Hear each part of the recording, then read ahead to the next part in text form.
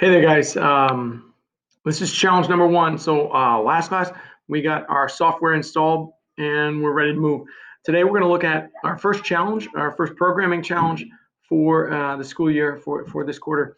And it's not too bad. I think you guys will be able to do this one and do this pretty well. So let's take a look. So here's the first trial. We're going to program our robot to complete path one. So we're going to have our robot. We're going to write a program. We'll put that program on the robot. And then once that program's on the road, we're going to put that robot on the ground, and then it should follow a prescribed path that we'll look at in a few minutes. So that's the basics of how it's going to work. Number one, robot must start complete within the start box, and that's not really something you'll have to worry about. I'll worry about that on my end. Number two, robot must remain at least partially above the travel line throughout its journey, right? So it can't just like turn and drive, diagonally. You have to go on the line. Number three, robot must end completely within the finish box.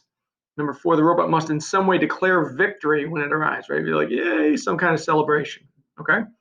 And then number five, program must include at least four different types of coding blocks. Four different types of coding blocks. That's again that fifth requirement. So with that in mind, we're gonna take a look at how to get started here in a few minutes. First thing let's do is let's take a look at what our path looks like. So this is our path, and we've got some measurements here, right? And then right here underneath my head are some pretty important pieces of information too. So this is our path. This is the start block. We're going to go forward 94 centimeters, and then we're going to need to turn 90 degrees, and then we're going to go forward 110 centimeters to end within that finish box, right? So that's really all we got to do. Well, here's a good question. How do we know how to go forward 94 centimeters, right? There's no 94 centimeter, go forward 94 centimeters setting on our blocks, our motion blocks. If you remember, we had like move tank. You can set for rotations and that kind of thing, but you can't set it for a distance.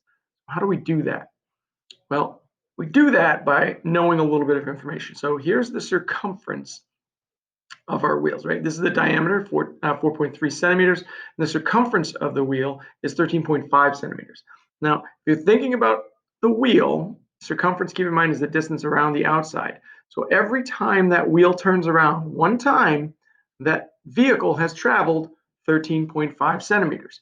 So if you take this distance and divide it by the circumference, that will tell you how many rotations you need to set your motors up to in order to travel that specific distance.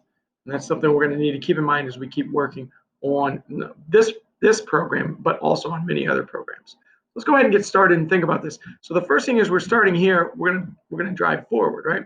I'm going to go into my program, and the first thing I'm going to bring out is a move tank.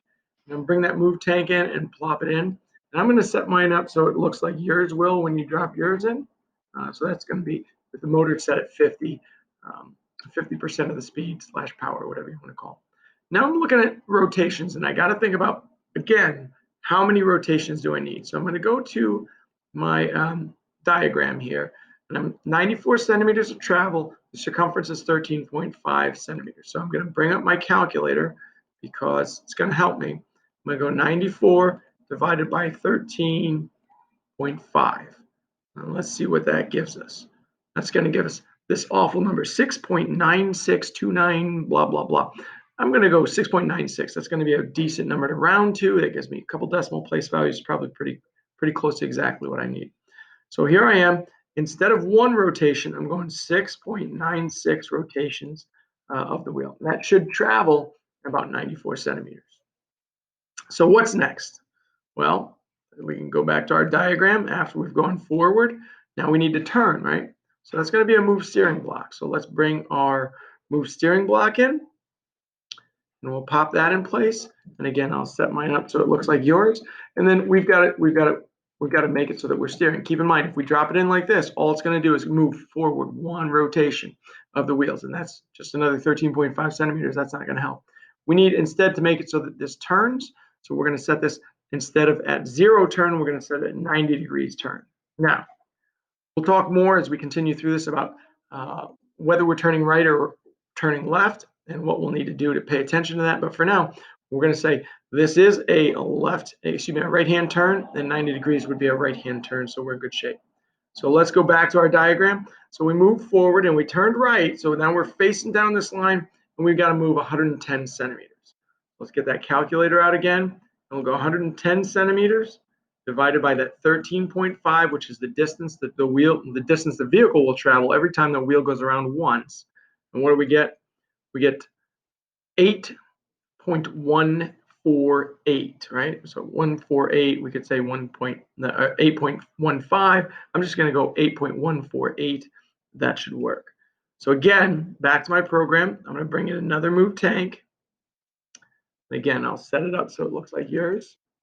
And then I'm going to change the number of rotations to 8.148. Again, you could go 8.1 and you might be all right. You could go 8.15. That's probably fine. But 8.148 is what I'm going to use here in this program. So right now, if I look back at my diagram, I've moved forward, I've turned, and I've moved forward. I should be in that finish box. So my program should be pretty solid here. But let's go back to those requirements because there's something we've missed here. Robot must end completely within finish box. Robot must in some way declare victory. So we need to declare victory. And the program must include at least 4 different types of coding blocks. So we go back to this program. We've got a move tank, a move steering, and another move tank. So we still need to bring in 2 more types of coding blocks. They could be whatever you want, right? You could bring in a display block, and maybe you're a big fan of water level 3. I don't know. That's, I'm just saying hypothetically that could be a thing for you. Maybe you like it. Maybe you don't. You could also bring in a sound file, and I'm just guessing here, but that something's telling me you're a big fan of Elephant Call. There it is. And you could also bring in a status light, right? Make a blinky light, right? Let's turn it on. Let's make it red. Let's make it blink. Anything you want, right? You could do whatever you want. Let's say you wanted to bring in another move steering and make this robot turn around in 100 degrees, and you want to make it turn in circles 5 times, right?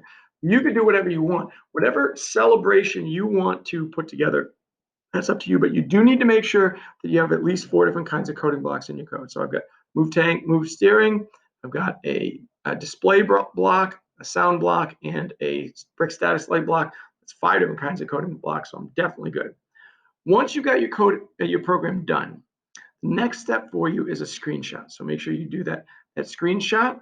Once you've got a screenshot of your code, you need to submit that screenshot in the exit ticket, and that's the step you need to take in order for me to see your code, write your code, put your code on your robot, so that the next class we have, we'll be able to see your code running on that robot. And that's kind of the plan here, is you code, and then next class you get to see how your code worked, what we need to do to change. Next class we'll also look at what's the next program for you to write, and we'll keep going through the course in that fashion. Okay, can't wait to see the programs you guys wrote. That's it for today. Have a great day, and get your code on.